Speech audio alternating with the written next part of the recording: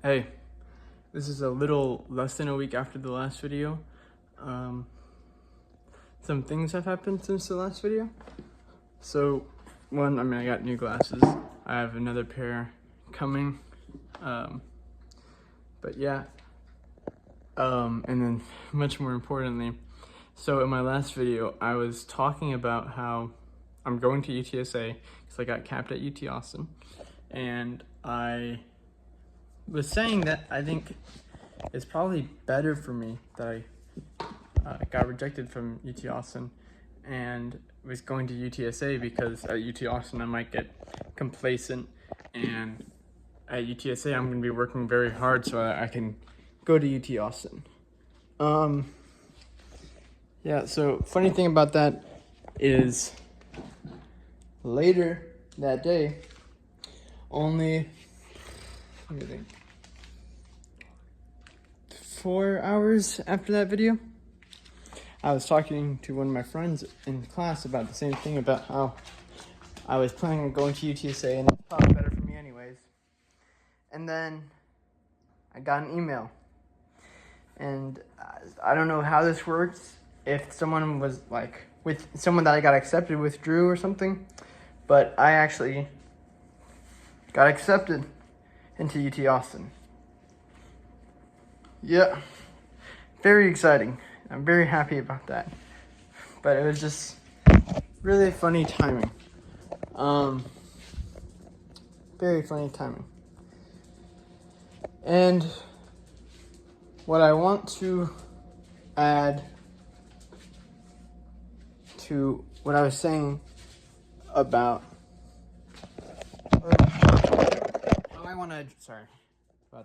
how I want to address the issue that I was talking about in the last video about how I might get complacent at UT Austin is the fact that I initially got rejected, or rather got capped. I feel like that, I mean, if everything happened for a reason, well, then of course that definitely did. Because now I have the perspective of not getting into UT Austin, and I understand the work and the drive that I had to put in a lot of work in response to getting rejected. And so now the key, if I go to UT Austin, which I'm planning on, is just to be mindful of what I would do if I didn't get in, the kind of work that I would put in. And I need to match that energy and put in that same work at UT Austin if I want to keep growing and, be the person I want to be. If I want to be the best version of myself. And I think that's a kind of valuable lesson. That's something that could be, there's a lot of lessons that could be applied to lots of different life situations based off this occurrence. If something that you want doesn't happen, then this is kind of common sense, but you want to use that as motivation to drive you to accomplish your goals and do the things that you need to do. And also to not be complacent. If you get the things you want to get, you do the things you want to do, don't take that for granted. Understand what it took to get there, and understand that while what you did or what you got is great, there's more, and while you don't always need more, there's more that you could have gotten. And while I would rather not focus on that, I would rather focus on there's more that you can get. And you have to keep working hard and work even harder in order to get that, if that's what you desire, if you want more, if you want to be the best.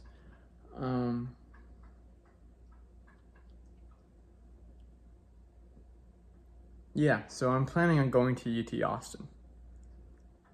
And the only problem I face now is my girlfriend. I don't know if I talked about this I think I did. I talked about this a bit in my last videos. Her parents want her to go to UTSA for her first year because it's cheaper, but we're going to try to talk to them and work very hard over the summer and after the academic decathlon season in order to help pay for college and make sure, I feel like, even though I feel like if they won't be paying more than they would for her to go to UTSA, then there's no reason for them not to let her go to UT Austin. There is a reason, because they want her to be closer. They would rather that, but they can't prioritize that over their own kids' dreams and desires. I mean, they can, but they're good people. So that's that about UT Austin.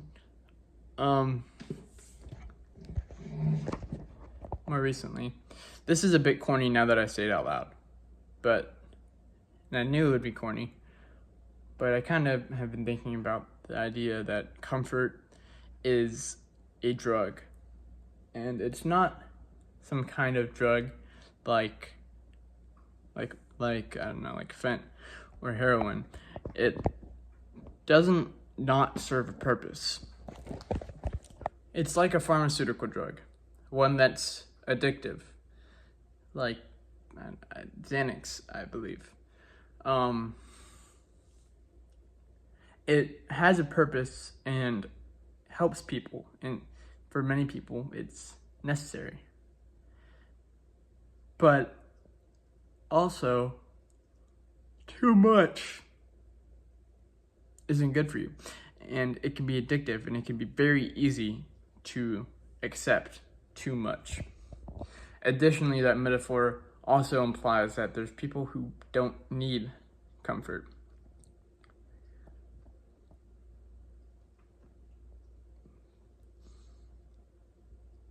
Comfort is important to have, but that metaphor kind of reminds me of the fact that I take ADHD medication, and there's a lot of people who don't support ADHD medication for the reason that they think you don't need it. You can, and there's truth to this, you can work through your ADHD on your own and work on your mental health on your own. This also applies to like antidepressants and stuff.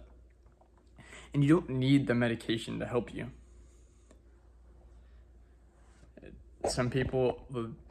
Most people will think they need comfort when they don't. It's like when you're laying down, doing nothing, and you have to, I don't know, get up, brush your teeth, or get up and clean something, but you don't feel like doing it, and you're like, I just want to lay down. Why? The only plausible explanation is addiction to comfort.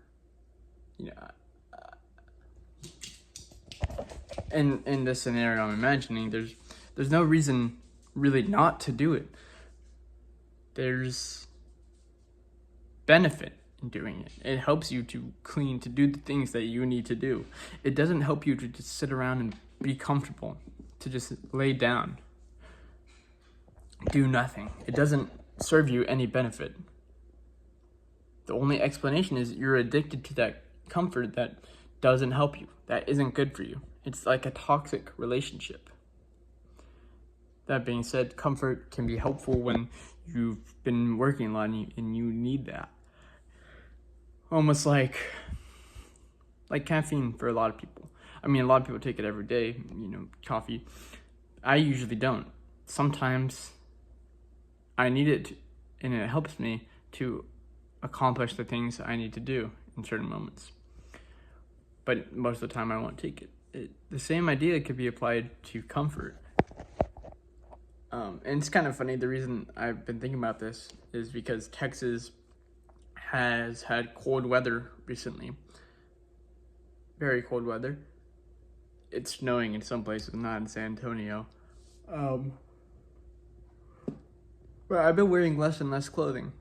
And I mean, it's kind of like edgy, I guess, in a way, like the cold doesn't bother me, but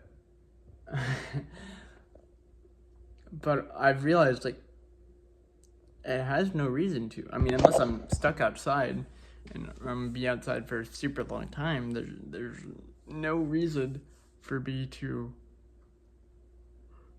be scared of the cold. I mean, I like to run places to be quick, but like yesterday at school, it was in weather that was very cold for us, and I was just wearing a short sleeve and shorts and flip flops, and like people were running between like classes, like when they have to go outdoors, and I was just walking, and I'm not doing that to just feel cool.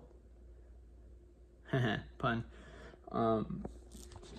It's just like, why would I be so scared of the cold? It's not a big deal. I mean, if anything, there's benefits to exposing your body to the cold. Not for, excessive periods of time, but there's no reason for me to be rushing to escape this discomfort. And it just makes me think of the yes theory, slogan to seek discomfort, and I think that's something I want to do more. Stop embracing comfort so much. That's what I need to do. And that's what I am doing. Yep. I guess that's all I have to say for now. I have ACTEC State in a week, so that's my life for now. I'll probably make a video about state, so that'll probably be my next video. Yep. Bye.